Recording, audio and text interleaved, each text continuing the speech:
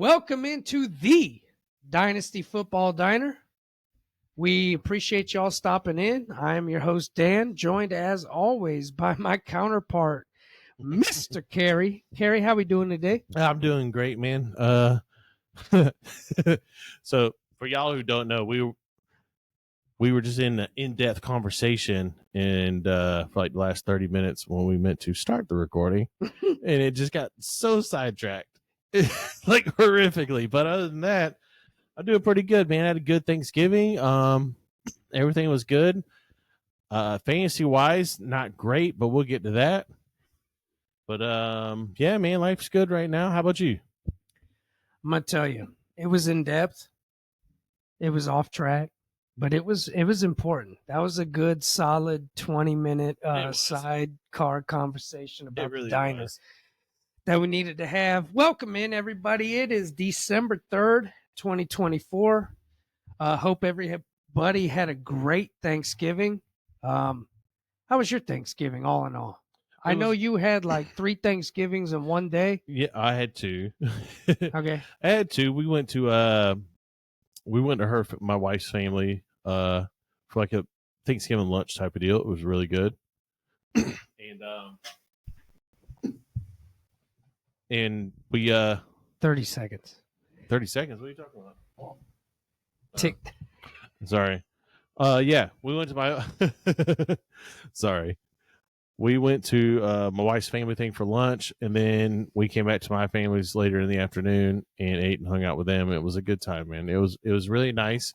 My aunt gifted us some really old china that she got from my great uncle, who's a family heirloom. Yes, it is. It's really old. We cleaned it up and used it, and it meant a lot to her. And those kind of things mean a lot to me. You know what I mean? Like family things, family hand down things, and stuff that has been there for a long time.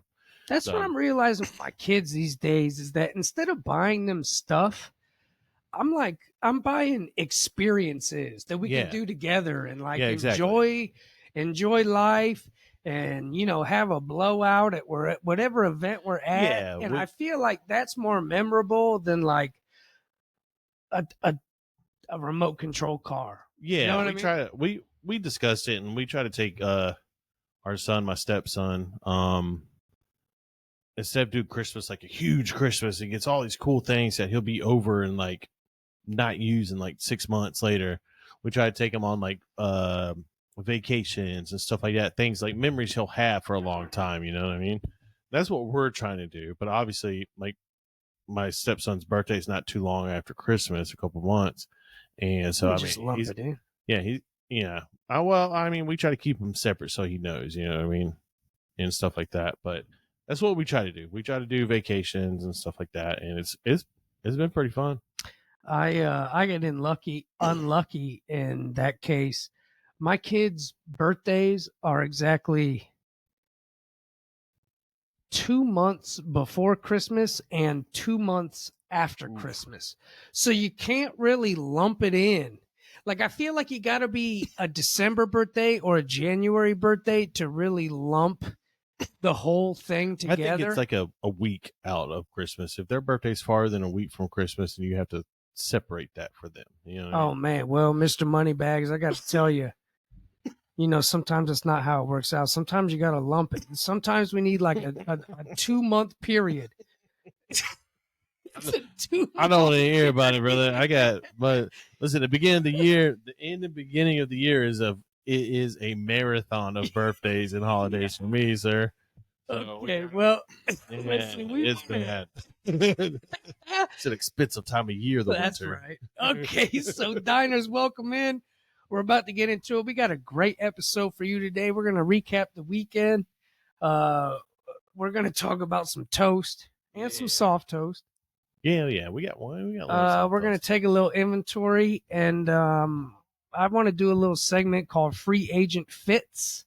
We're going to talk about a few free agents coming up this year and just, where we think they should land and what kind of havoc or greatness is going to cause your fantasy team if you're an owner.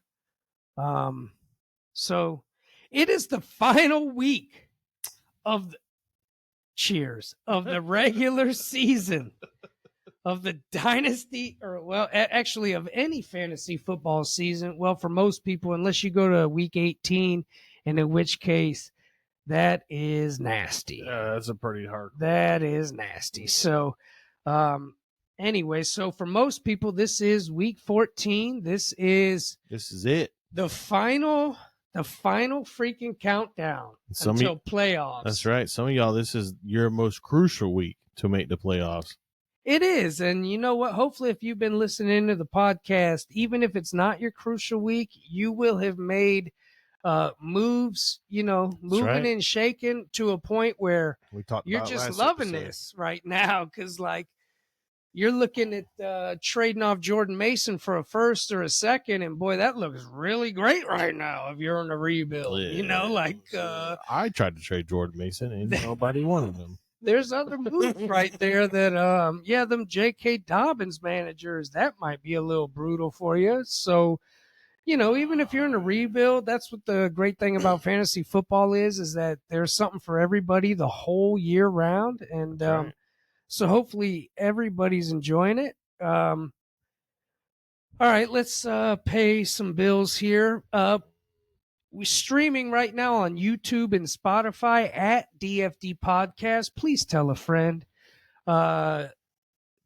Like, follow, subscribe, rate, review, drop a comment, all that, please. And listen, we were part of our conversation before the episode was, I've run into a few people over the last 7 days where they know nothing about football, but because of my relationship with them, they volunteered to drop a like and a subscribe, and they turned on notifications. And they even straight up told me to my face, like, I'm not going to listen to this, but every episode that comes out, I will like it. That's what and you know what, dude? That's the best we can wish for. It helps the podcast out a lot. We have a lot of exciting things coming up, and we're really all in on this, Diners. This is not just some wing dinger out here. Like, we're really trying to do some cool stuff here. So that's right. This will be episode 12. That's right. And that is my favorite and lucky number. So this must be a magical episode. And it's last week before the playoffs, baby. I'm feeling the magic. I'm feeling the luck this week. I can't wait to tell the Diners what I have going on in my fantasy leagues. But we're going to start with you. Sorry. Hold on. Let me pay a couple more bills. IG and X, DFD_podcast. Hit us up on Facebook, DFD Pod. Listen, guys, for you faithfuls out here, because I know how many people we're talking to, and it's not a lot. Okay, I'm gonna keep it completely real with you. It's not a lot, but for those of you out here who have been with us, our friends and family, listen, shout out. We love you. Please help us. Don't give up. You're probably tired of us after 12 weeks. I get it. Our ladies are tired of us after one day. You guys have been with us for 12 weeks. Please help us. Keep on pushing, and I promise everything is going to be awesome. We can recap, Kerry. I won't announce your record. Why don't you go ahead and take over? So, I was at one of my in-laws Sunday, picking up my stepson and stuff when we hung out over there and things like that. And normally, when I set my lineups, is an abnormal week to start off. We had 3 games Thursday, 1 game Friday. Then the Sunday games that start at 1. I normally sit down for about an hour and do a bunch of research, stuff like that, before I set my lineups at about 12:45. And I didn't get a chance to do that much this week, which is fine. It happens. But needless to say, I went 2-5. And it was not, excuses. It is what it is, but I've sent you questions, who you think I should start and this and that and other things, but it's just, it is what it is. It was a weird week for everybody, and I went 2-5, and it's not often that so far this year I've been doing pretty well. So 2-5 is okay. It's right before playoff times, but there are a couple leagues where I have to crunch down. So that's how I went. All right. Well, I went 2-4, which, every week it feels like for the last couple I've been getting on here and being like, yeah, I'm 3-3, but I won in every league I needed to. This week, listen, I even hit our group text up, Carrie, and I was like, yo, these Thanksgiving games were weird for the whole fantasy landscape. And I even called out, I'm like, listen, fellas, like, it's Thanksgiving week. I feel like there's going to be a lot of weird things happening this particular week. And I wasn't wrong. There was a lot of weird things happening this week. And so, Absolutely. Sometimes watching football this long, it's kind of the Thanksgiving games, like all the studs killed it. And so there was a lot of leagues that, I was like, well, this is a week where when I look across all the leagues, everything was tight. Like the app we play on, they'll have your projection at say 150 and they'll have your opponent at 147.4 and it'll have you like 70% win. And I feel like that gasses people up in their minds because it's like, oh, look, yeah, especially after Thursday when Jaden Reed's dropping a 20 burger and Josh Jacobs dropping 28 and some change. And I mean, just everybody across the board, like all the studs on Thanksgiving, for the most part, they were killing it. And so I was looking at the leagues going into Sunday, and then I looked at the matchups, and I'm like, oof, I don't like this at all. Like I really wasn't comfortable going into Sunday after feeling so confident after Thursday's games.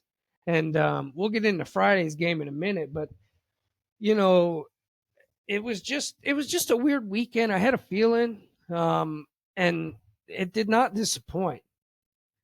I went 2-4. Yeah, it was a down week, but like I said, go some ahead. sorry, some of No, the you're leagues good. I was locked in already, and some leagues I should have won a couple of these, but it's just poor management. Well, we'll get into that in a minute. Yeah. Going into Sunday morning, I was sitting at 5-1. I finished at 2-4. Oh, I got blown out. So, and you know what? We're gonna take a little bit of time later, and because it is week 14, the final week of the regular season for most. I just want to take a minute and I'm going to explain where my leagues are at versus Carrie is going to explain where his leagues are at because we've entered the playoff picture in very different ways this year. His season and my season have gone completely opposite, but kind of similar in some aspects. And so I just feel like, for the diners out there, this will be a good opportunity because, next year, hopefully you and I are both undefeated in every league unless we play each other. And then, we'll just win all the championships. But this year, it didn't work out like that. No, it didn't. So I feel like it'd be good for the diners and just a good exercise to kind of discuss different kind of league breakdowns and, just different roads to the path that everybody wants to take. You know what I mean? Mm-hmm. As far as the Dynasty Diner, your diner update for the week, I'm going to let you go because I'm getting fired up about this. And so I want to let you go. And then I am going to express my feelings. So, starting off, I mean, it was going not bad. It was actually pretty good. For the record, I'm full tilt. Yeah. So I'm glad you're taking a positive approach because but it was looking good. And then I was confident we were going to win all week. All right, because we had a discussion between me and him. And the question was brought up, do we really think we're going to win this week? And I said, absolutely, yes. We are going to win this week. We're playing a formidable opponent. Yes, we are. Ahead of us in the standings. Oh, yeah, absolutely. He's the game ahead. Yeah, he's a game ahead. Number 2. We were down. We were down a considerable amount. And we going into Monday night's game, we were down a lot because Cooper Kupp underperformed, and that kind of cut our asses there. Cooper Kupp and Tony Pollard, which it's up and down with Tony Pollard, but fumble loss didn't help. Calvin Ridley scored less than Tony Pollard. Yeah, he did. But if Tony Pollard had not fumbled, we would have won. But we rested on the shoulders of David Njoku Monday night, and he did not disappoint. He did everything he could. I didn't get to watch much of the game, but he had 17 targets. He was 9 for 17, but only 52 yards, and he also had 2 touchdowns. He tallied out for us 26.2, which gave us we still lost, but we only lost by 1.14. No, sir. Yeah. 0.8. 0.8? No. We lost 144.42 to 145.56. That's correct. Yes, it is correct. My math is mathing. So a couple of our players. Calvin Ridley was 2 for 7 for 45 yards. Yeah, a couple of these guys just they underperform greatly, and and that's fantasy football. It is what it is. But it's like we had Josh Allen in who got us 28.42 points, but we also had Jameis Winston sitting on the bench almost 37. But you're not going to start Jameis Winston over Josh Allen like ever. No sane person would do that, right? But it's just I was confident the entire time, and we almost got it, but we didn't. So, and we were the 4th highest scoring team on the week.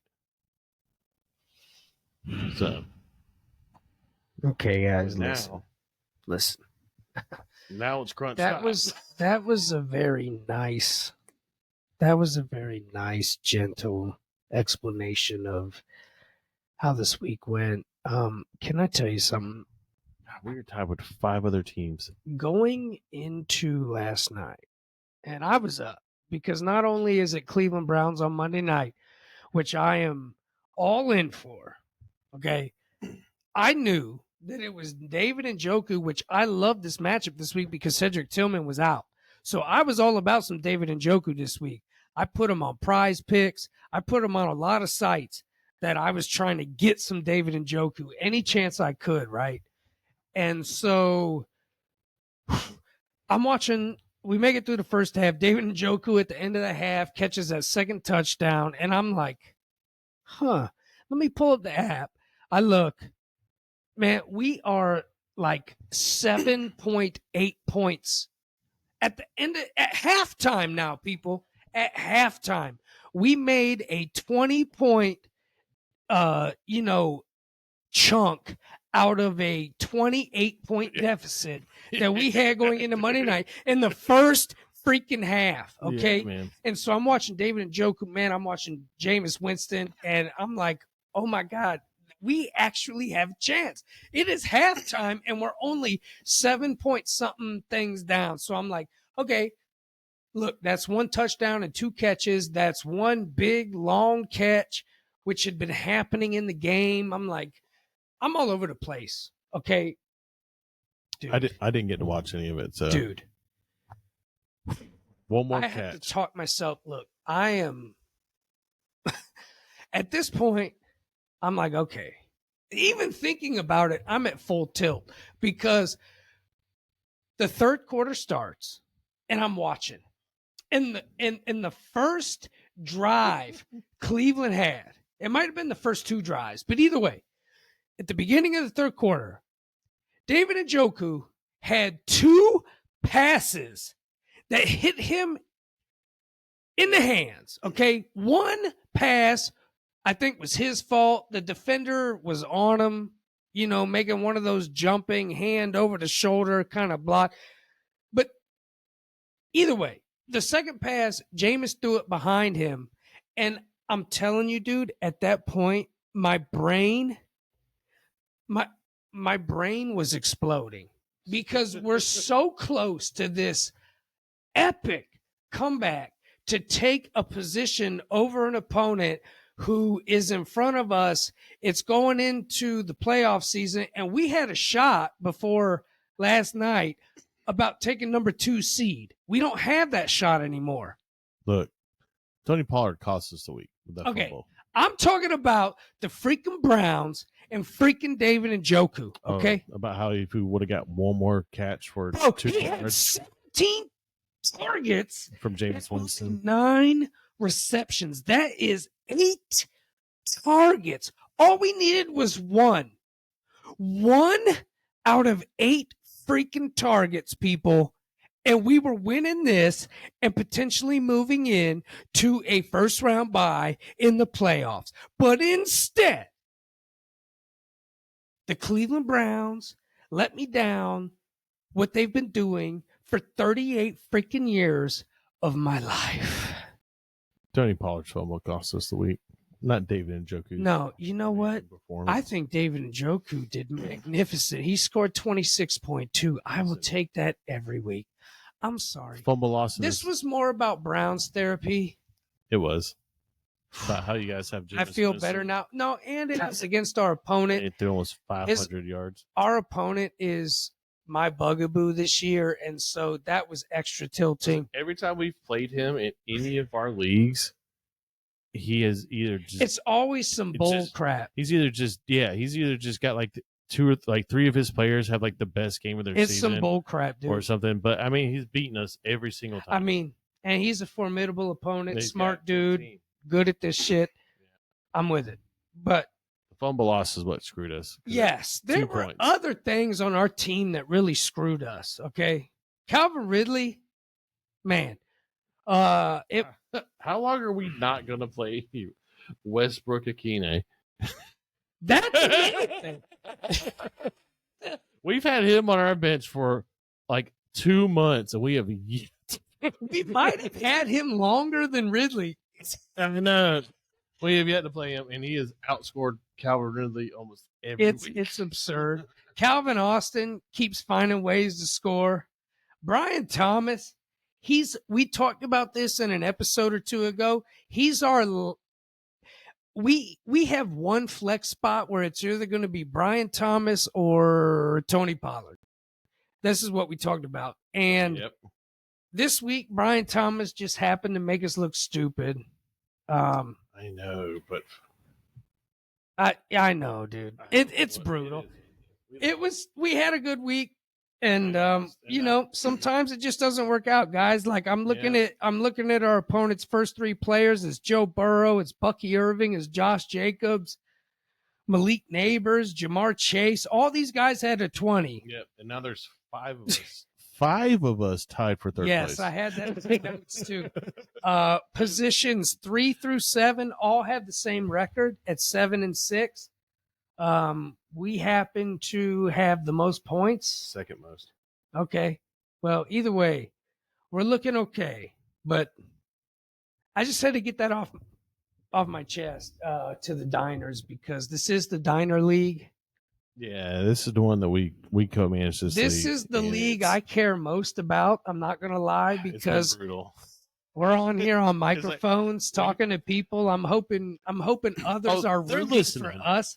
They're listening. I'm hoping people are rooting for us, and so this team has become. And on top of that, Kerry, we made a trade, one trade a week for 3 weeks in a row, and we were kind of meddling. We were at the top of the middle, and then we decided, all right, dude, balls deep. Let's get it. But the trades we made were players that are not doing good or injured now. Well, that's the way it shakes out. But you know what? We went for it. But here's the thing. Next week, we're on to this week, week 14. Okay. We're making some moves. I doubt this guy listens, but we're making some moves. We're doing a little waiver wire ad, and we should talk about this. By the time the episode drops, waivers are out anyway, so let it loose. So the guy we're playing in week 14 has Jaden Daniels. Wait, what position is he in? He's in 3rd. Oh yeah, he's tied with us. He's the top of the 3 to 6. He's top of the 3. And he's officially in 3rd place. He's tied How with many us. more points does he have than us? Because if he has to have a little more, you know what? I can look too. He has he's got a considerable amount. He has about 70 more points than us. Okay. 67 more points, something like that. But anyway, back to what I was saying. His quarterback is Jaden Daniels. You know who his backup quarterback is? Nobody. He does not have a backup quarterback on his bench. You scroll down to his bench. Jaden Daniels is on a bye this week. Player is Nick Chubb, so he has no quarterback. So what we're doing is this is what we told y'all about last week. Yep. Pick up players so your future opponent doesn't have anybody to play. We couldn't pick this player up because he wasn't dropped yet. So the only 2 starting quarterbacks left on our waiver wire is Cooper Rush, which is somebody we definitely don't want him to have because they're playing Cincinnati, and then Tommy DeVito, who is out. Tommy Cutlets. Tommy DeVito is... He won us a week. We will not talk ill of Tommy Cutlets. I'm just giving you the information that's given to me. We won't. Tom, hey, That's right. That's right. Tommy DeVito got us a dub. It's Tommy Cutlets. Tommy Cutlets got us a dub. But the only currently active quarterback is Cooper Rush. So we're making a move to pull Cooper Rush off from under his feet. So he's slinging it too. So because there's trades are over, there's no one to play. He could play Tommy DeVito if he wants to, or he could just take the O in that. So, and that's what you call strategic waiver wire. I mean, we're talking full fab dump, peeps. Yeah, we're dropping all of our single dollar. We're hoping he doesn't do the same. He has got more Cooper Rush. And on top of that, this is going to be our 5th quarterback on the team. We don't give a good ass about. Not at all, because we discussed let's just drop Aidan Collins. Bitch, Aidan Collins put 22 points up against Kansas City, which we'll get into here in a little bit. So it's like, who else did we drop? It's like, we don't drop any of our quarterbacks because our quarterbacks are Aidan O'Connell on our bench. Aidan O'Connell, Jameis Winston, Trevor Lawrence. Trevor Lawrence is probably, we'll get to that. Trevor Lawrence got injured. But and then our starting quarterback is Josh Allen. So, we're going to drop a rookie who has 0 play time. And we're going to try to pick up Cooper Rush. Hopefully it goes our way. And we will have prevented our week 14 opponent from getting a quarterback, which will hopefully aid us in a win and propel us to number 3. It's deep out here, folks. It's bad. The guy that doesn't have a quarterback has 48 fab, which is more than us. We have 36. Yeah, 36. So, but we're dumping it all. We're dumping all 36. Listen, and just hopefully we put everything into this. And I'm not gonna lie, for the Diners out there, because of it is playoff time, I just want to tell you, this didn't work out for me so hot. But when Brian Robinson and Austin Eckler went out, I went into every league, and if I actually needed a chance at a running back, I went in and looked at every single player's fab, and I dropped 1 more fab than they had on Jeremy McNichols. Now, this week that didn't work out, but I'm telling you, in the waiver thing, it said I dropped 52 fab on Jeremy McNichol, and nobody else even tried to pick him up. But guess what? I got him. That's right. And I was going to make sure that my opponents didn't get him. Like, dude, it's playoff time, baby. You got to be. You got to be cutthroat in playoff season. Okay? Listen, before the playoffs, this is in a restaurant. We talked about this last week. Remember? It's like playing if you're locked in or you have a chance of making the playoffs, playing for the next week, which is the bye week, which is the biggest bye week of the season. We've been telling you all year that week 10, 12 are going to be your huge bye weeks because those are your potential playoff spots. Week 14 is for those who are in a situation like us. If we're in a situation like us, we're in a 5-way deadlock, but we have the most points, or second most points out of all 5. So what are we doing? We're trying to ensure a victory for us by taking away the opportunity for them to get a player to fit their position and a player that we're not going to play. He's just going to sit on our bench, and that's it. I mean, that's the end of the bye weeks. After that, we could drop him. The way I looked at it too is that, you know, at this time last week when waivers hadn't even been decided yet, Cooper Rush wasn't even on the bench. Well, Brian Robinson wasn't even reported that he was good. Okay. No, he was not. Right. And so to me, I look at it like this. Say there was only Brian Robinson on the Commanders and Austin Eckler got hurt. People would have been dropping more than 52 fab on Jeremy McNichol. Absolutely. If you knew that you were trying to get the number 2 guy. And to me, I didn't know that. I was trying to get the number 1 guy. But now Brian Robinson is either one little ankle tweak away, which is not out of the realm of possibility. I mean, we're talking, we have the final week of the fantasy regular season, and then we have 3 weeks of playoffs if you're in the championship. Okay.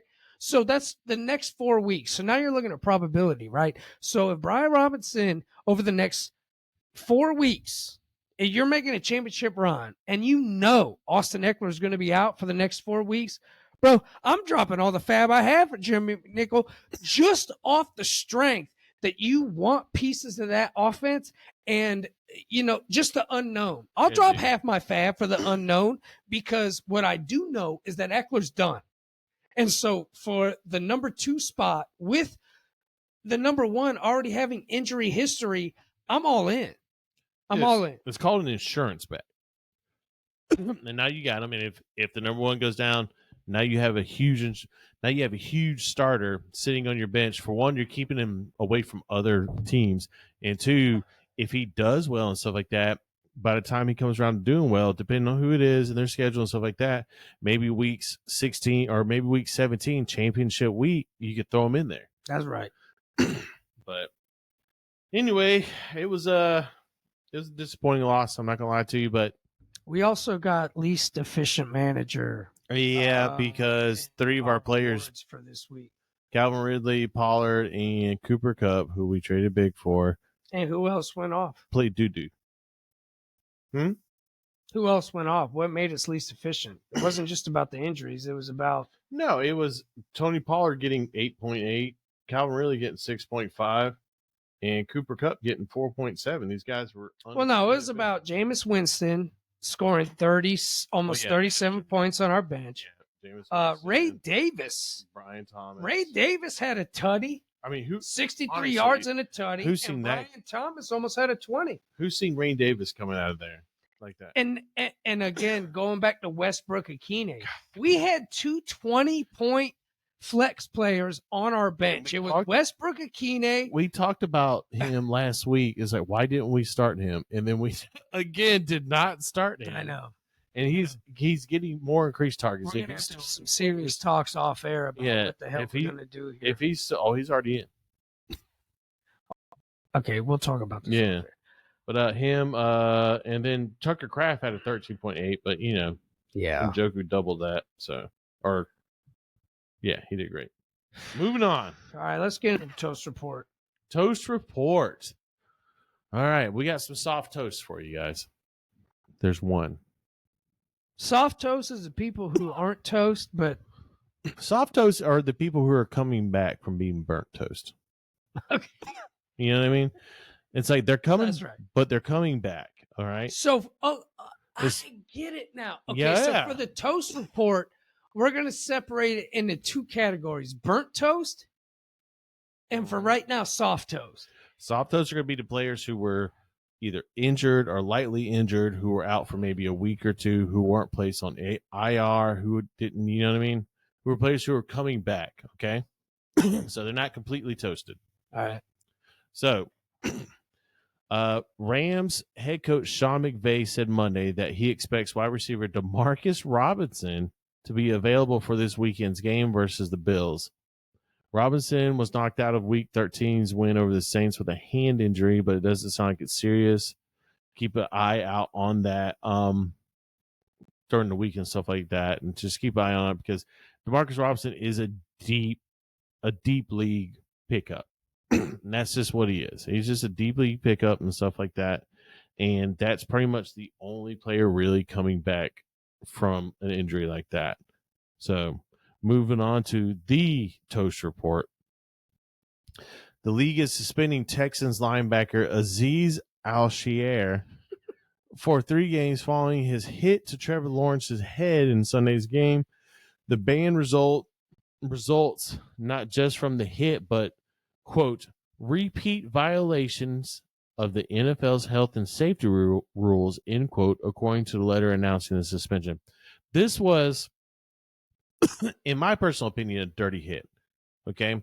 I understand that he was going in on, someone's popular. I guess iPhones don't have a mute button, huh? That's a fine for me. But he was going in almost simultaneously at the same time that Trevor Lawrence was sliding. He tried to kill the man. Trevor Lawrence a little bit earlier, but we've seen this 100 times where this kind of stuff happens. Now, if he were to be going in full momentum and then put his hands up and tried any kind of maneuver to not hit him the way he did, I think things would have been different. He wouldn't have been the way it was. But instead, he locked up, put his forearms out, and just went straight in for it. Which is, I can understand that because a guy that size, once you're in motion that way, it's nearly impossible to stop. Okay, and I understand that, but he made zero effort to avoid it. He made zero effort to. He took a shot. Yeah, he made zero effort to do anything to not hurt him, and he took a direct shot at Trevor Lawrence. It is what it is, but it's at the end of the day, it was a dirty shot. I think, in my opinion. So me too. It was dirty. I don't think it was egregious as some of these people out here that I've heard talking.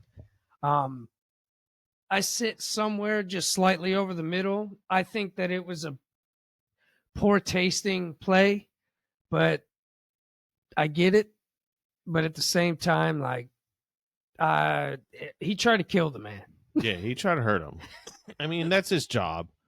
But at the same time, it's his job. I mean, it is. But at the same time, there's a sportsman-like conduct that, as a professional NFL player, you need to uphold, and it is very against the rules to do what he did.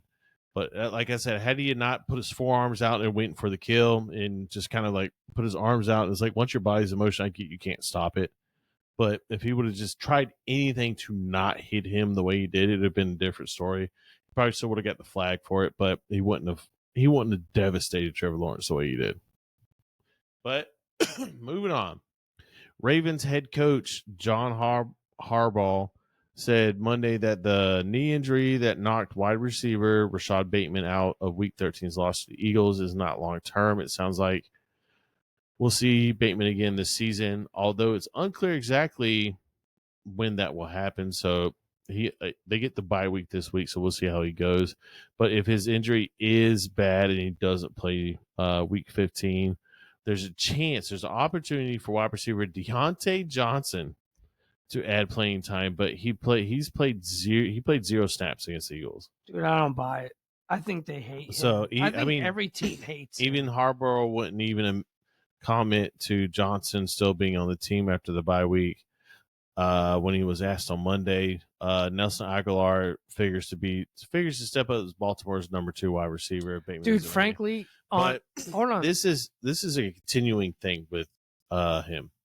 I was going to say, I was only going to chime in with the best thing I made all year was that any team I had Deontay Johnson on, I got out at the right time. Mm-hmm. Suddenly, he was producing, even with Andy Dalton. It's when Andy Dalton went down. When Andy Dalton went down, I made a personal decision I'm going to be done with Deontay Johnson. And we even moved him in the Diner League. Yeah, as soon as the announcement of him going to time. As soon as the announcement of him going to the Ravens, we were like, listen, he's producing, he's going to a better team. Let's offload him. And we did. And I'm thankful that we did. Yeah, there's a lot more reports coming out now about he's just not a good teammate. No, he's Just not a good He's- person. There's a lot of locker room talk and stuff like that coming out Correct. about him. I'm glad we moved off him when we did. So anyway, moving on.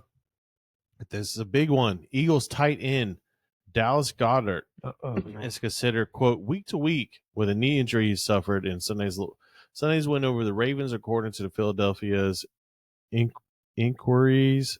Jeff McClain, quote, Goddard could be a candidate for a short-term IR based on his recovery, but the injury isn't season-ending, end quote. So that's good news. McLean adds there are only 4 weeks left it's about 4 weeks left in most fantasy seasons, so IR would end Goddard's campaign for fantasy purposes. But for NFL purposes, it wouldn't be a bad idea because they don't go to the playoffs until a week after. You can hold on. You can wait to drop Goddard. Don't drop him yet. See if he lands on IR. Yeah, he's a hold. Yeah, he is a hold. In Dynasty, it's definite hold. I would hold on to him and just, move on to a different player. Unless you need a roster spot. In his absence, Grant Calcaterra, I don't know if I pronounced that right, Nailed it. will be the Eagles' lead tight end in the 3 games that Goddard missed earlier this season. Calcaterra registered 83%, 86%, and 91% route rates, while totaling 9 targets on a 15.3% share. He's a low-end spot start if you absolutely need him. This week with 6 teams on bye, but other than that, I would not start him other than this week if you absolutely had to. 49ers head coach Kyle Shanahan said after Sunday night's loss to the Bills that running back Christian McCaffrey has a PCL injury and it is season ending. He's on IR, along with Shanahan confirmed Monday that Christian McCaffrey will miss, the rest of the regular season, stuff like that. Jordan Mason is also headed to the IR, which is just sucks. That just Jordan Mason. So he was so good to have earlier in the season, but what that's going to do is going to set up Isaac Garindo, right. So if he's still out there on the page for whatever reason, get him, pick him up. Now, I would not. This is not a player I would start immediately. This is a player, like I said, you're going to wait. This is week 14. You're going to wait, see how he does, because as of right now, the 49ers also picked up another former Jets player, 5th round running back that they picked up as well. Abuna Kwande or whatever? Yep. Dude, no. Isaac Garindo, in my opinion, is a full start. I see. That's where I'm different because you don't know how well they're going to do. Because is Elijah Mitchell back? With the injuries to their offensive line and stuff like that right now, and how they're playing, I don't know, because you just don't know how Isaac Garindo is going to do. He might be the main option for this team, but if you have another starter, start them over him. I would sit and I would watch how that plays out for them first. Who are they playing? Do you know? Now, off the top of my head, I don't. See, for me, he's a speedster, and just knowing this offense, he is a speedster. You're absolutely right. I'm going to start him, but you also got to know that the fact that if it's not Christian McCaffrey, they don't throw the ball to the running back as much. They go elsewhere. So these vacated targets from CMC and Jordan Mason once again are going to go to opposite people. Well, Debo's looked like doo-doo this year. Yeah, dude. He has, but I mean, if it's not like a big snow game or anything like that, you're going to want to run Jawan Jennings on that team. You're going to want to run George Kittle, stuff like that. Now, I'm not saying Garindo's not going to do well. I'm just saying don't expect Jordan Mason numbers from Garindo. Okay, me personally, I wouldn't start him for at least 2 weeks to see how they're playing Chicago. I would not play him against Chicago. That's brutal. I wouldn't play him against Chicago. Their defense is great. Garindo, he may stun you, he may do all this, but he is a smaller back. It is in San Francisco, for whatever that means. If I remember correctly, he is a smaller back. Or is he? I think so. I think he might be like he might be like 210 or something like that. What you got? He's 6 foot 221. Yeah, and he ran like a 4.33. He was like the fastest guy ever. Yeah, I mean, like I said, he might do really well. I'm not taking him. Chicago's a brutal matchup, though. That's Chicago the is part a that bad scares me. Is Chicago's defense is tough, son. It and is Chicago gives up tough. points against the pass, What's the not team? the run. What's the next couple of teams he plays? He's looking at after Chicago. He plays the Rams Okay, that's a good matchup. at Miami. That's an okay matchup. So the Rams would be the first week of the playoffs. The second week of the playoffs would be at Miami, and then your championship week, Detroit. Brutal. Well, it depends. Detroit's defense is injured right now, dude. They're Against the run, they're giving up against they're everything. giving up the pass. Their defense is banged up right now, Yeah. so it really depends on what their Detroit's defense looks like. Anytime you lose Aiden Hutchinson, that's gonna. I would definitely not play him against Chicago, but the next week I would. If you have to, I would play him. If you have better options, I'd go with that. Either way, even He this week, must pick up though. like even the footballers were talking about. You need to dump. If you need this guy, the footballers were talking about. You need to dump this guy or dump all your fab. Not dump this guy. Dump all your fab on this guy, just to make sure that people aren't going to get him. Because even if it's not this week, which it's the last week of the fantasy season, so I'm not sure how many people are going to be scared away over a number one running back. Period. Even if it's Chicago, they're probably going to take all the chances. But looking ahead. Other than the championship week, the next 2 weeks are kind of good. Yeah, so I wouldn't play him against Chicago, but this is where those league-winning players are acquired. Right before playoffs, they go definitely in. They go on a 3 or 4 game just sprint of points, and you don't know who they are, but this guy's definitely set up for that. Chicago's tough. Is it at Chicago? No, it's in the city. Oh, well, that's a little bit different. If Chicago's on the road, but I mean, Chicago's still pretty tough, though. I don't know. If I have a better available options, I would pay. I wouldn't play Garindo unless I absolutely had to. But moving on, Saints tight end Taysom Hill, my boy, my Swiss Army knife. For those who don't know, I've been a huge advocate of Taysom Hill. I love Taysom Hill. And unfortunately, he suffered a torn ACL and, quote, additional damages to his left knee in Week 13's loss to the Rams, according to NFL Network's Ian Rappaport. That's going to end his 2024 season start, and it may even end his career because he is 34 years old. He'll turn 35 next August. He's with the Saints through 2025 next year. Saints might have a new coach next year. Yeah, but he's contracted.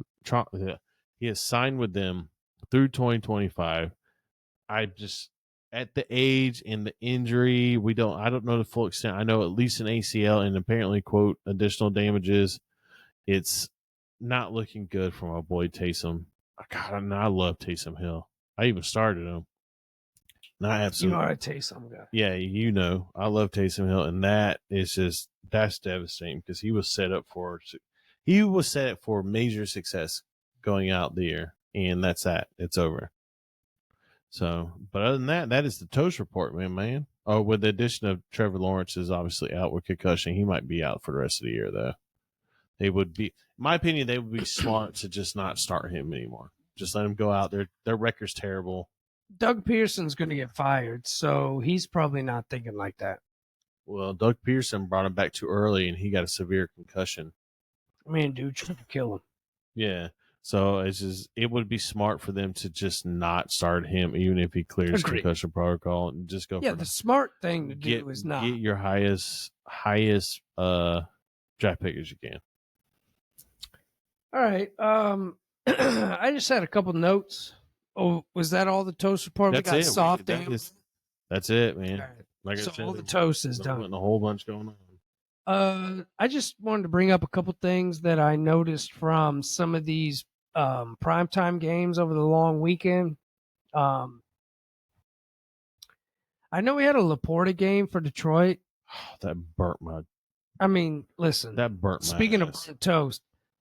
That. Yeah, dude. So bad, dude. those bread cheeks got burnt with Laporta. I'm a Laporta owner. I'm a I've Laporta wanted to owner. drop him every week for 7 weeks now, and I just haven't. And everybody who owns him knows what I'm talking about, so I'm just going to leave it at that. But my main takeaway from Detroit, Chicago, bro, Odunze is Caleb's guy. It's not DJ Moore. No, it's definitely not DJ Moore. Now, I will tell you, they got rid of Eberflus, which was a whole debacle, a whole different conversation for a different day. But like, shame on the Bears. You dummies. You dummies. Like, he should have been fired that night after the poor clock management, Thanksgiving Day, the first game of Thanksgiving. So, like, literally, if we're going to look at all Thanksgiving days, I feel like that is the most watched Thanksgiving Day game. Okay. The very first game. And you went out there and looked incompetent. Blew it. You blew it. Tony Romo's on the broadcast being like, no. Like, it was bad. It was terrible. And then you didn't even fire him that night. You waited a whole nother day.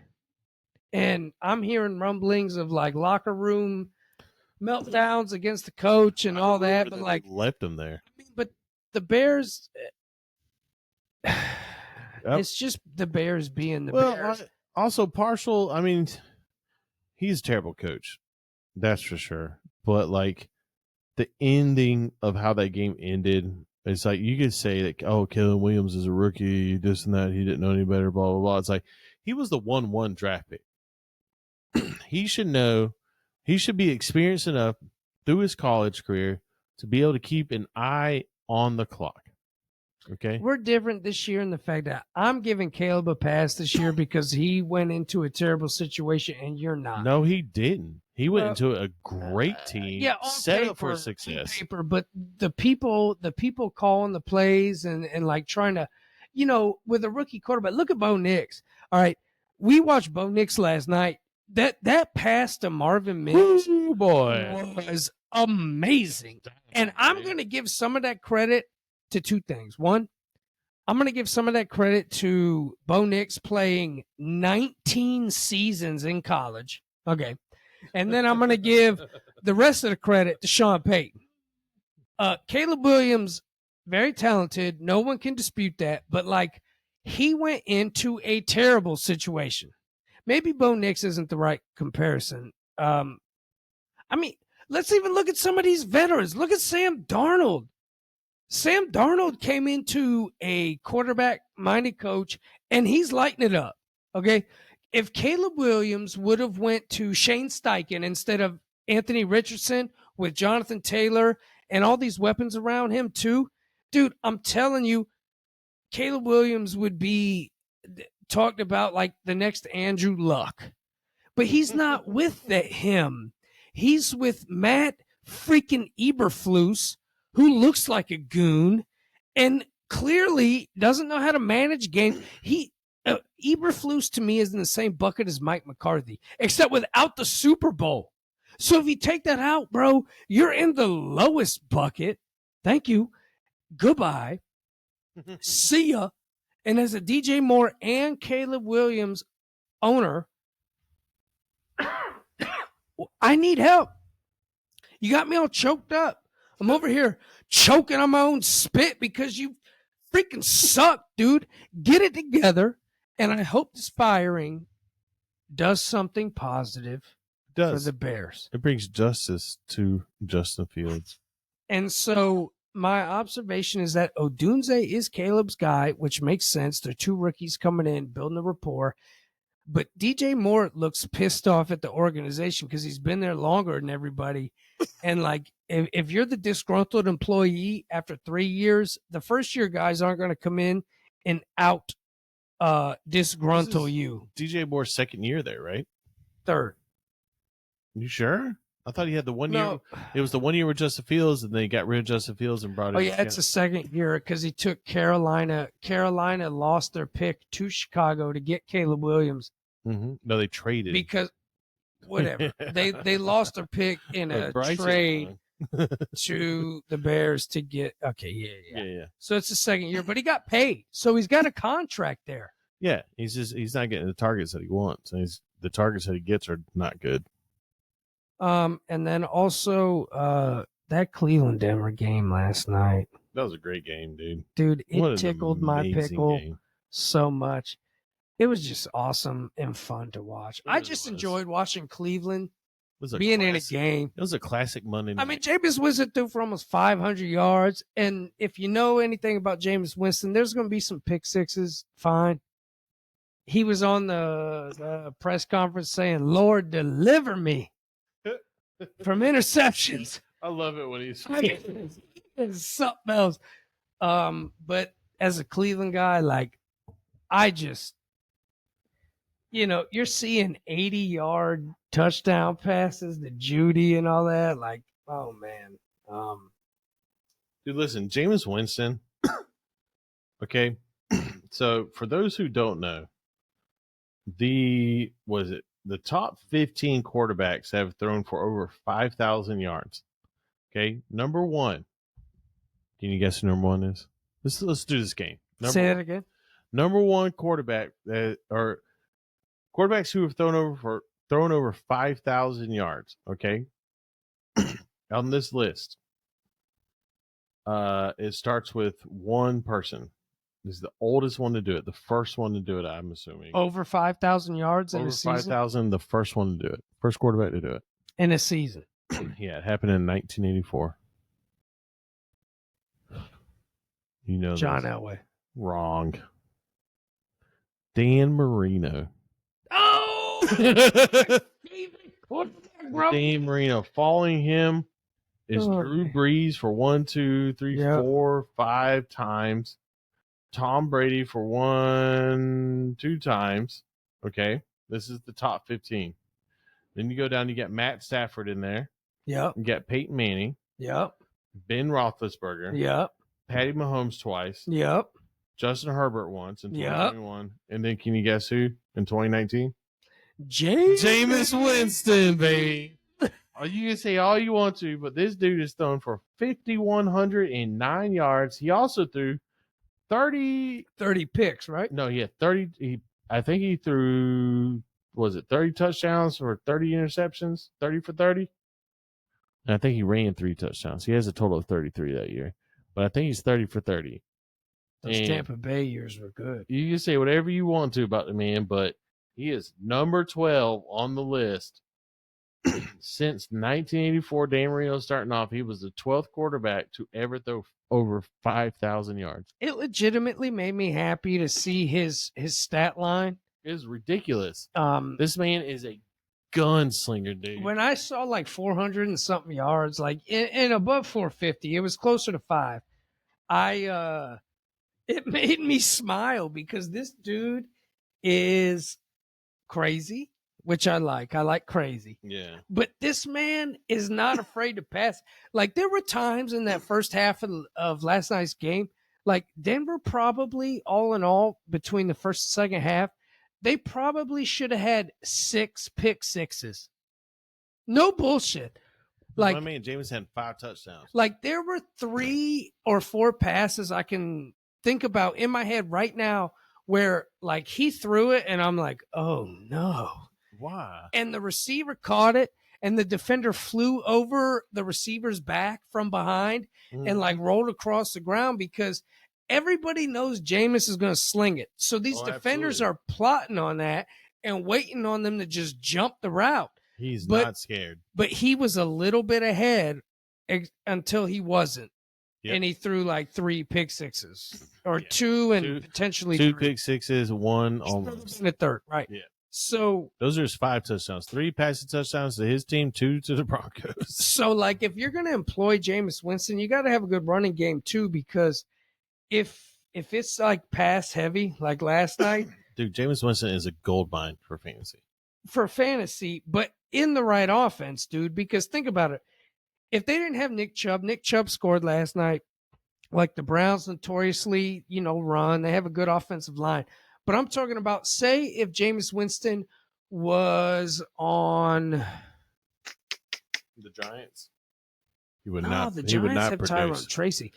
I'm talking about like who's somebody with no run game? Somebody with no run game. Yeah, The Raiders.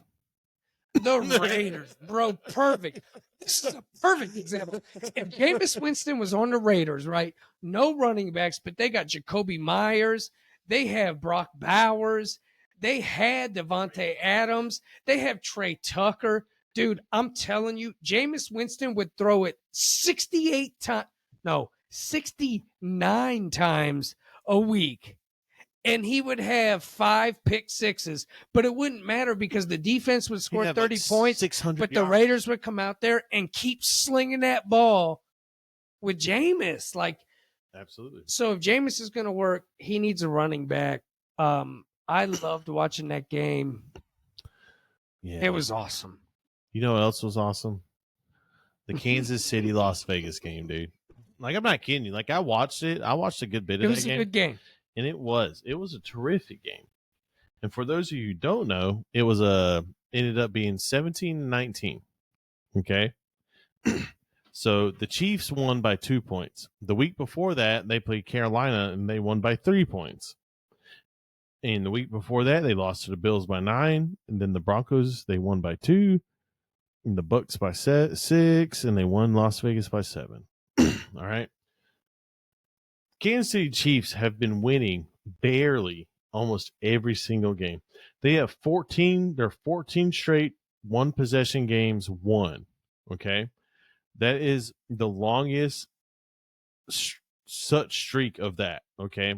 So when I say that, I'm saying that anytime the game has come down to one possession, they've won the last 14 of them.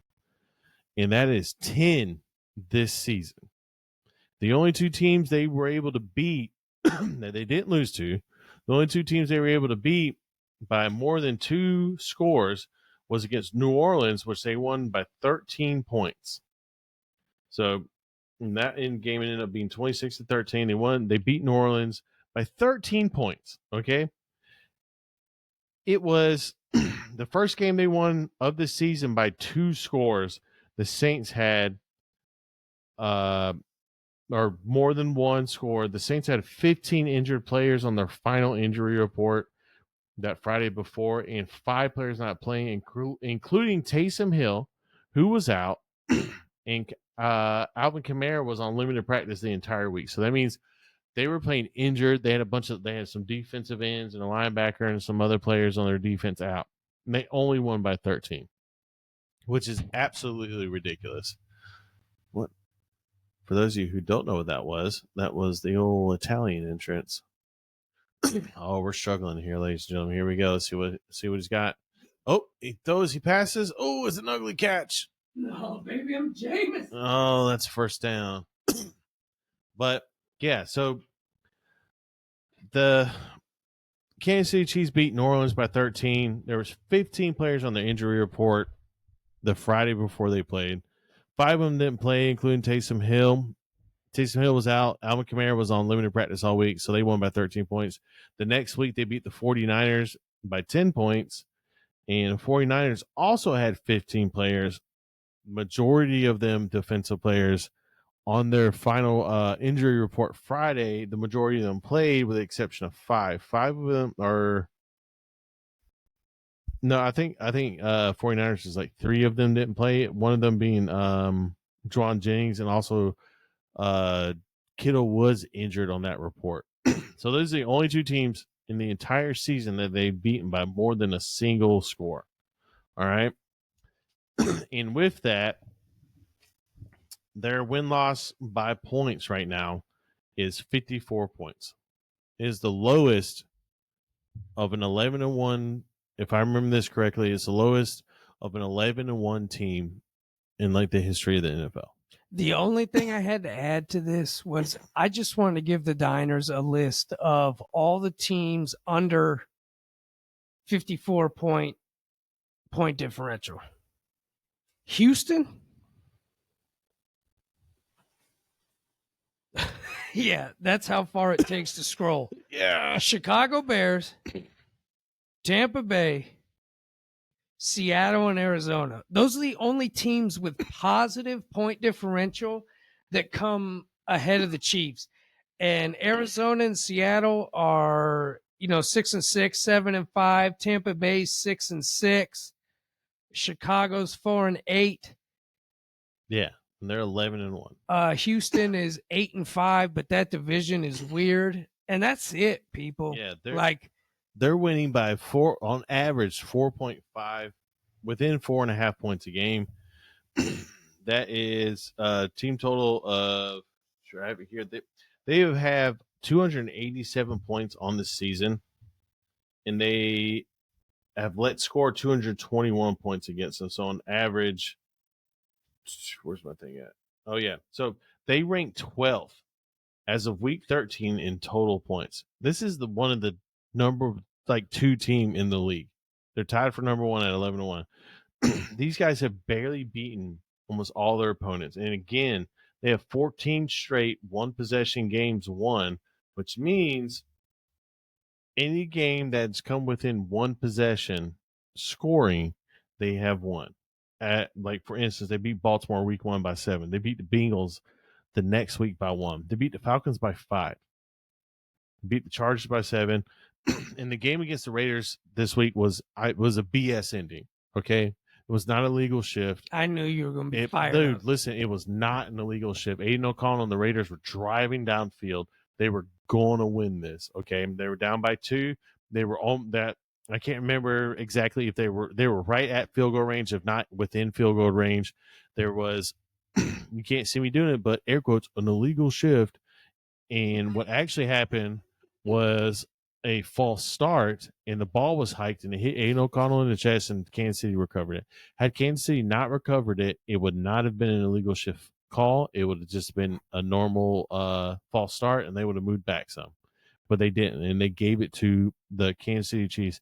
Kansas City Chiefs, if they get to the Super Bowl, they do, and they, in my honest opinion, they do not deserve to be there. Okay, let me give you some stats real quick. You ready what about for this? the Swifties? You ready? No, I don't want to talk about that. You ready for this? Patrick Mahomes, 68.4% completion rating. Pretty good. 2,979 yards, averaging about 248.25 a game. 19 touchdowns, 11 interceptions. So that's 1.5 touchdowns per game, almost 1 interception per game. It's not that good. There's 11 rushing touchdowns, almost 1 per game. Okay? The Chiefs is a team or Mahomes? That Chiefs is a team. Okay, There's 11 right. rushing touchdowns. Right. Great. Chiefs is a team is 11 rushing touchdowns.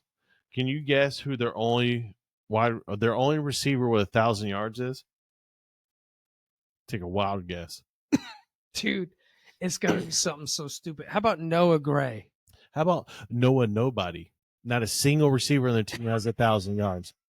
Travis Kelce has about 650. Travis Kelce has about 650 something yards on the season, and I'm pretty sure he is their number 1 receiver. There's not a single receiver on their team with 1,000 yards on their team, but they're 11-1. They're barely winning, and when they win, it's on a controversial call that changes the game in their favor. Honestly, dude, if my guess was Noah Gray for 1,000-yard receiver, that explains, or that's only been the last that checks out to 4 or 5 games you're talking. No, my point is that that really checks out with everything you're talking about. Dude, there's nobody that has over 700 yards on their team. It's like, you can say, he's spreading the ball around. The receivers aren't good. Yeah, the receivers aren't good. That's the whole issue. The receivers are not good. There's like, they haven't had Pacheco. It's like, okay, when has their running game ever stopped them from dominating? It's weird, man. This crazy. Is weird. It's insane. They should not have won that game. They shouldn't have won against the Bengals, but that's a whole different story because their Bengals defense is garbage. They keep winning though, dawg. But they're winning. But look how they're winning against the Falcons. Yeah, that dude tackled Kyle Pitts in the end zone before he ever got the ball. No flag called. To me, their offensive line holds constantly. You can't tackle Patrick Mahomes. Reminds me of now again. My belief is that the Chiefs, they have some special deal with the NFL. Okay, We can get into that in an off-season episode. Oh yeah, we'll definitely do that. But to me, the Chiefs are just a team that like it's almost as if There's too much on the line. There's too much money to be made for them not to go to the Super Bowl. well, right. And to me it's almost as if like they never do anything good. They're just better than the opponent's worst part of that game.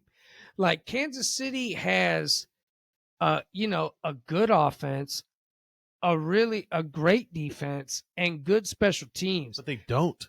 But they never put it together. They don't seem complete. They don't have any of those. I mean, dude, the defense is good. Patrick Mahomes, are they? Dude, the defense is good. Are they? Because they've been barely winning by one possession. That doesn't matter. To me, that's an indictment on the offense. Under 7 points. That's an indictment on the offense. Dan. Listen. Oh, no, I have the rebuttal here, right here. All right, give me the rebuttal. Week 1 against Baltimore Ravens, when the Kansas City won by 7, they won 27-20. Okay, that's week 1. That's understandable. Bengals, they won 26-25. All You're right. not going to give me the record, are you? Falcons, 22-17. You gonna tell me the Falcons? I want to look at season stats on the Kansas City defense. Look, all right. We're going to deep dive. We're going to keep going. I mean, I could keep going because these teams, there's no reason why they should have been winning the way they're winning, Dan. There's just no. not. I agree with you Because as the season goes on, they're giving up more and more points. I agree. There's been other teams out there over the years that they just find a way to win. Let me just say this real quick, okay? Would you have said the same things about the Ravens when Trent Dilfer won his Super Bowl? I don't even know when that was. That was back in the Ray Lewis days. Yeah, see, listen. So they beat the Panthers. The Panthers. Right. In week 12. That was last week, right? It was the week before last. Yeah. How many points? Last week. Well, we're on week 14 now, so they beat them in week 12. I see what you're doing here. Yeah. How many points do you think they beat the Panthers by? That wasn't a lot. Just take a guess, please. 4. 3. Do you know what the score of that game was? 30-27. Dan, 30-27. They let the Panthers score 27 points. The second most points scored against them the entire season. You know the number one. You know who the number one was scored the most points? The Kansas City, or not Kansas City. The Bills. The Bills scored 30. They let the Panthers score 27 points. The Panthers kind of on the low or putting something together. It's the Panthers, Dan. Don't throw some barley leaves on it and call it fancy. All right? Call it what it is. Look, I am not sitting here. I am not going to be a Kansas City truther. I'm not. Okay. I mean, listen, I used to love the Chiefs. I did. But it's just blatant that some of these calls are just bad. I agree with that. And I was more taking offense to you going at the Panthers. I seem to have somehow just, maybe it's because of Chuba Hubbard. I want to ask you a question. Oh, boy. How do you feel about that? Oh, boy. You talking about Jonathan Brooks finally showing up? No, about Chuba Hubbard fumbling the ball and losing the game for them. Yeah, that wasn't prime. Yeah, that was a big time. That was a big time fumble there, bro. Yeah, it was. It was. But, okay, so... I mean, it doesn't affect fantasy as much as only -2 points, but like... No, that was a bad look for I chalk it up to... There were some win in themselves. Yes. For 2 things for me. One, I feel like if you're Chuba Hubbard, you just got paid, but Jonathan Brooks finally gets like a decent workload and he looked good. That's not You're good. Probably not, your head's probably not quite in the game as it was when you knew that Jonathan Brooks wasn't breathing down your neck. But the last thing you want to do is fumble the ball. Yeah. And number 2, It's pretty brutal. Last thing you want to do is the one thing nobody wants. Correct. But I will tell you, and I'm a Chuba lover, he really hasn't had a mistake, a crucial mistake like that all year. No, he hasn't. And you're And right. everybody's due one, right? He's Like been doing really everybody well. makes a bonehead. But like, that was the game. Yeah, no, it was That lost poor the game. timing. It was poor timing. Did I'm going you to give see- him one. Did you see the picture? I also think it's Jonathan Brooks a little bit. That's got to be a nerve-wracking thing when the new young guy that they spent almost a first-round pick, he was like 3 picks into the second round, got drafted. They finally gave him a little bit of a workload, and he looked pretty He good. looked really good. So yeah, your mind probably isn't in the game, but I'm hoping next week's a But bounce these are- back week. But these are very competitive people, and that's something you don't do. He But just did you got paid to. did you see the picture of him just sitting on the bench by himself? No, I There- missed it. There's a picture out there of He him. looked like Mr. Lonely just- from Akon. It's zoomed out, and it's just him on the entire bench by himself. After the team left, knowing exactly why they lost was because of him, and that sucks, dude. I mean, that will gut your confidence right there. But I mean, he's right. Dan's right. Chuba Hubbard has been good all year. I just like to give Dan hell about certain things. I mean, Chuba's been really good this year. Yeah. So, Dan's Chuba for Dan is Taysom Hill for me. He's that outlier player that you know is good if and given, nobody believed in him except me. if given the opportunity to show it. I am the only person that was a Chuba lover from the jump. Absolutely. And you were the You've had him Taysom for, Hill like, guy. I love You were the Taysom Hill guy. Like I I've never drafted met Taysom anybody. Hill. Dude, no one believed in Taysom Hill. I'm like, dude, listen. That's a really good comp because you and I both have guys that like No one believed in. And then all of a sudden, Taysom Hill drops 52 points. All of a sudden, everybody's all over him. It's like, well, guess what, dude? I've been riding this roller coaster. Yeah, no, listen, no. You can say all you want to, man, but he would go 5-6 games every I'm year. saying 2 years old, Yeah. that's your guy. Once he fires up, dude, that's it. Throw him in there. And then once he has that bad game, take him out, and you're done with him. It's just crazy how 2 years later you and I both get like flowers that bloom. We've been on these guys But mine for bloomed. years, and Mine they finally bloomed. Mine bloomed and immediately went. Yeah, that little whack-a-mole got in there and ate Yeah. up all the roots. But anyway, I think we're coming up on time now. I mean, what are you, the god? You the Guy keeping up with the time? Yes, I am. No, I know. I didn't have anything else either that we Yeah. wanted to get to. So It was a holiday weekend, pretty busy for all of us. So we. stop making excuses. I'm not making excuses. I'm just letting our listeners and stuff like that know. You know, They're everybody was not busy. listeners, they're diners. I'm sorry, letting the diners know that it was a holiday weekend and it was a lot of football at weird times. It was just a weird weekend in general, right? It was really weird. I'm sure there are some diners out there that had weird family interactions over this time. Kids have been out of school, now they're back.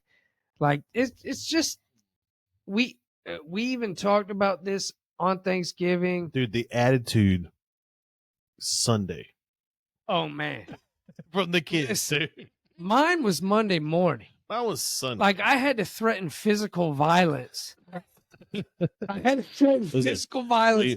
we would never hit a kid, but Oh, yeah, sometimes for the if you're a parent, you know exactly what we're talking about. Yeah, for the record. Sometimes you just you just need it. Just the thought goes through your head. It's like I could uppercut you through this ceiling. Like for me in the Milner house, we do a squirt gun in the morning. If you can't get up in the morning for school, That's what my mom used to do with my super. whoever soaker. wakes up first gets to squirt the sibling Oh, with really? the water gun. My mom used to come in there with super soaker. Yeah. Come in there, not with cold water. You would think, Right. oh, cold water wake you up. No, hot water. Oh no. We do ice cold. And my favorite thing is when my youngest, who is 4, when he wakes up first, because he's wetting everything up. Like he's just going in there, just like I'm talking full Vietnam machine gun style. Like he is just wetting everything up. It's like you're not even getting hit. You just catching strays, dog. So I have to yell. It's all good. I love Catching that. strays sleeping. Oh, happy Thanksgiving, Remember when we everybody. were younger? The Super Soaker that came out with the pump, Oh, the yeah, backpack It pump. looked like The a Super Soaker long 2000. fertilizer. Super Soaker 2000 with the lever pump, dude. That thing put it out, dog. My cousins had one. That thing was Throwback, dirty dude. because it shot at a high psi and it had a lot of water. I can't imagine that in the morning and you can't wake up. I'm trying to put fists on somebody. Dude, listen. It's like I'm bigger than everybody in my family. Please don't do that. All right, y'all. Please tell a friend. Catch us on YouTube and Spotify at DFD Podcast. We are super soaking it up over there on them podcast channels. Catch us on IG and Episode X, name. DFD underscore podcast. We are pumping for more sprays over there. Hey. Facebook, DFD Pod. We just filled the water up. Listen, everybody like, follow, subscribe, rate and review, drop a comment, please. And just listen, I am not too proud to be like, yo, tell a friend who knows nothing about football. Like, I want you, listen, all you dine. Okay, 60 shout seconds. out. Here is my Christmas gift that I want y'all to give me. Okay, I want y'all to pull 10 people aside that don't listen to football and just have them get on Spotify and or YouTube and just subscribe and like If you give the it podcast, okay? 60 seconds, if they can get them to listen to it for 60 seconds, that will count as a Ooh, view. we can fight the algorithms and the AI overlords. Listen, y'all, They got smart now. what a Christmas gift. 60 seconds, 1 minute. If you just have them listen to the intro, and then that'll be it. That's all we Listen, need. anybody who can prove to me that you're doing this, we got prizes. I'm not going to lie. I'll get you something. Let's get this thing going. All right. The more involvement that we can get in this, the more prizes and things more that things we're we just can gonna do. We get like- giveaways. We can start doing like Look, we got stuff in the chamber that we're already ready to give out. mhm, So the more absolutely. people we have, let's get this thing. Let's make it worth it. Okay. We love y'all diners. You guys are the best. Just thank you. I mean, this is a lot of work. It is. You know, And I'm just so appreciative. Like, y'all diners are the reason why we keep doing this. absolutely. We just love y'all. So please, again, at DFD Podcast, DFD underscore podcast, DFD Pod, find us. Tell a friend. Let's make it happen. Carrie, you got anything else you want to add before we close the diner? Reach out into the What was comments. Yeah, sorry, I got a little tongue twisted. Did you say Zoot Suit Riot? No, I said reach out into the comments. Just say hey or ask questions or whatever, and we'll give you the best answer that we can and stuff like that. And we appreciate everything everybody does, And thank you for listening. Definitely thank you for listening. My And- other request. Oh, go ahead. No, dog. go ahead. Sorry, I didn't No, mean you're to cut fine. you off. Go ahead. I was going to ask, I want some food stuff in the comments because we're about to start Yeah. ramping this food portion of this whole thing up. Mm-hmm. And as the resident chef of the diner, talk to me about some food. Let's That's get right. it. Over Ask your friends what they want to, if they want the best chicken wing sauce and all these things that we just have on deck. Let's Listen, eat it we've together, got peeps. we've got a lot of things planned for the off season and stuff like that. So stick with us. We got playoffs coming up and stuff like that. I do believe Christmas though is coming Christmas up. is dicey. Christmas is coming up, so We're gonna Just get y'all through yeah, prepare We're yourself for gonna that. get But the season and the playoffs, and we're gonna keep grinding this out. all season we got a lot of new things planned and stuff like that, so we're gonna get that squared away. But anyway, thank you guys for coming in and stopping by. Oh, quick note. OG League showdown. Win and I'm in. The Judy game killed my chances. Oh no, really? Superflex, me and 3 other teams are tied, but Buddy has 160 more points. So now I guess I'm going for that first round pick, dog. Just a little synopsis. This is where we're at. I know that we were going to talk about you know what? I'm going to write this down for next week. I wanted to talk about my journey versus your journey. No, dude, listen. In the OG League, if you win. No, you're right. It's 5. It's only 10 people. Sorry. No, if I win, I'm in. But the problem is that there's another guy who has 20 points less than me. I don't know which one you're calling the OG League. Listen, Diners, next week we're gonna get into this because my journey and Carrie's journey are very different, and I really think you Diners would enjoy hearing. Oh yeah, Dan's all in this year. Me and Carrie have had different journeys, and we are going to get into that because I feel like a lot of the Diners out there, can relate. Because especially if you're in multiple leagues, like shoot, if you're in 5 leagues, you can probably relate to all the journeys. I know I can. Yeah. So if you're in a league with experienced players, you definitely can. Exactly. And so also next week we'll get into that, and we're going to get into the end of the season rewards. Well, right. End of the regular fantasy season awards. So next week's going to be a jam-packed episode, and it's going to be dope because it's going to be a lot of theory, a lot of, looking back and reflection. And, because once the playoffs start, guys, it really doesn't matter.